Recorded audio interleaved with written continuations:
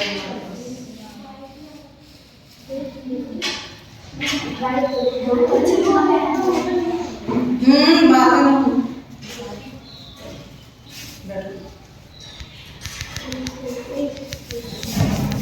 हमने सब बच्चों को ये कहा था कि सब लोग एक पुराना रुमाल टाइप का कपड़ा ले आएंगे और सुई धागा ले आएंगे, जिससे जो है हम इसमें तुमको थोड़ी सी सिलाई कढ़ाई ऐसी चीजें सिखाएंगे।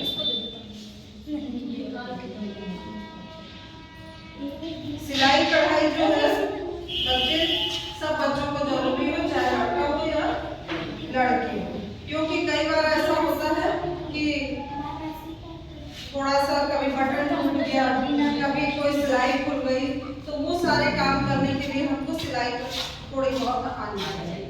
हाथ से सिलाई बखिया हम तुमको बताएंगे कि सिलाई कितने तरह की होती है। सबसे पहले तो तुमको हम कच्चा करना होता है। कच्चा का मतलब होता है जो ऐसे बड़े बड़े सुई से धागे डाल करके और उसको पहले सही कर लिया जाता है, उसके बाद उसको जो है चाहे उसमें तोपन करें या बखिया करें। बखिया जो है वो मशीन से भी होती है और हाथ से। किससे होती है? हाँ, सिलाई मशीन से भी, थोड़ा जोर से बोलो, सिलाई मशीन से भी होती है और हाथ से भी होती है। और बखिया करने के लिए तुम्हें रील वाला धागा चाहिए। रील वाला धागा जानते हो ना? रील किसके पास है? रील वाला धागा, रील वाला पतला धागा, रील वाला नहीं है, ये है रील वाला धागा। इसको क्या कहते हैं? रील वाला धागा। रील आती है ना जो सिलाई मशीन में लगाई जाती है, और घर में भी हम लोग जब सुई धागे से सिलाई करते हैं तो इसी धागे का इस्तेमाल करते हैं। लेकिन सबसे पहले याद होना चाहिए तुम लोगों को कि जिस कलर का कपड़ा तुम कर रहे हो सिलाई, बटन लगा रहे हो या कपड़े में सिलाई कर रहे हो, धागा उसी कलर का होना चाहिए। बटन लगाते समय ध्यान रखना चाहिए हमको कि धागा जो है वो बटन में लगा होना चाहिए, जिससे धागा अलग से ना चमकता हुआ दिखे। हाँ, हर बच्चे के पास हाथ में रुमाल होना भी बहुत जरूरी है। और रुमाल के लिए हम टेलर के पास नहीं जाते हैं कि हमारा रुमाल सिलो, जाते हैं घर में भी बना। आज हम तुमको इस पे बताएंगे कि कैसे जो है वो बखिया की जाती है। ये देखिए ऐसे इसको दिख रहा है। इसमें पहले हम कच्चा करेंगे। कच्चा का मतलब होता है कि बड़ा बड़ा धागा ऐसे बराबर से करके इसको बराबर से ही मोड़ेंगे इसको ना।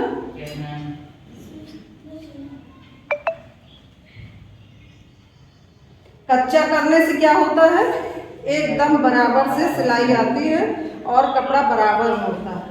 अगर हम इसको बराबर से कच्चा ना करें ना तो फिर ये होता है कि कहीं पर ये चौड़ा हो जाता है, चौड़ा मुड़ जाता है, और कहीं पर ये हल्का पतला मुड़ जाता है, तो देखने में अच्छा नहीं लगता। देख रहे हैं टांका दिख रहा है सबको? बड़े बड़े से टांके।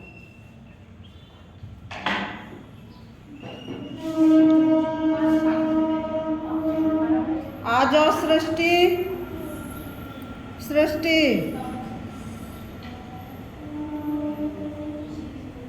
आओ इधर आओ। देखो इस तरह करोगे। ये है, यहाँ पे जब हम करते हैं तो इसको ऐसे रख लेते हैं, और ये भी बराबर से पहले इसको ऐसे मोड़ लेते हैं, फिर इसको जितना हमें मोड़ना होता है एक बराबर से मोड़ करके इस हाथ से दबाते हैं और इससे पकड़ के ऐसे जितनी जितनी दूरी पे हमको कच्चा करना होता है करते जाते हैं इसमें। हाँ,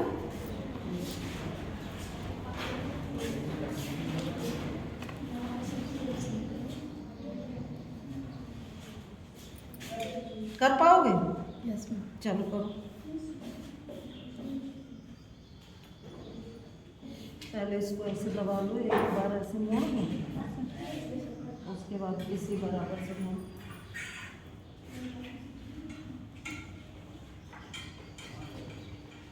और सिलते समय ये भी ध्यान रखना कि सुई हाथ में ना चुभने पाए।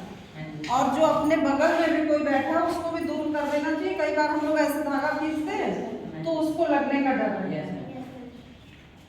तुम लोगों को जब भी हम सिलाई वगैरह सुई का काम सिखाते हैं तो यही कहते हैं कि धागा इतना लंबा ना डालो कि दूसरे को लग जाए, है ना।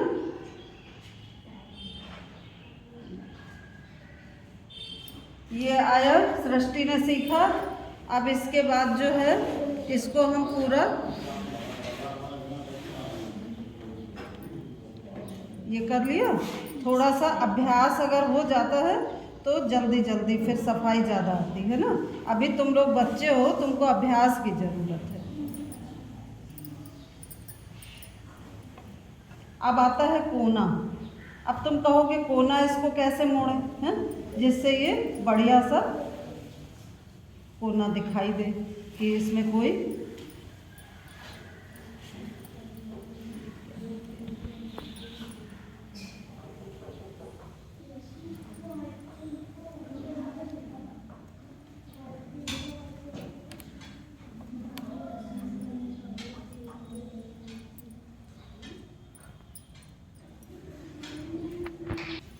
कोना। फिर उसके बाद ऐसे करके और फिर ये ऐसे मुड़ जाएगा। थोड़ा सा ज़्यादा लेना है ऐसे, और इधर से भी जो है ये ऐसे मुड़ के आएगा इस तरह से।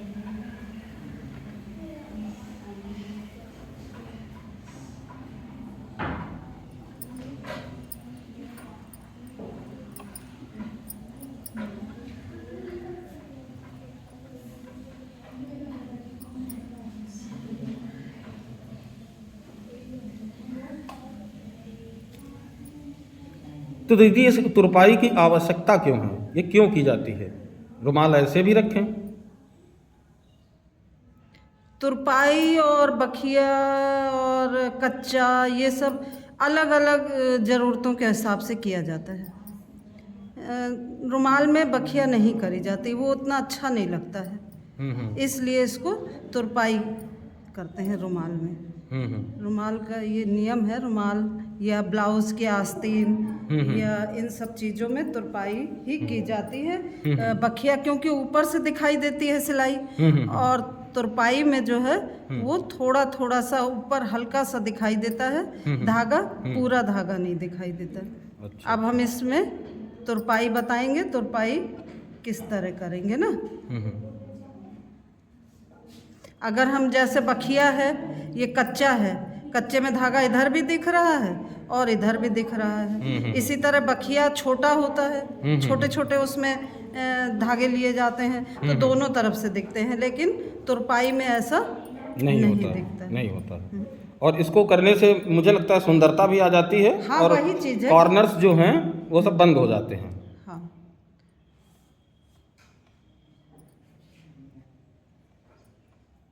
धागा डालो।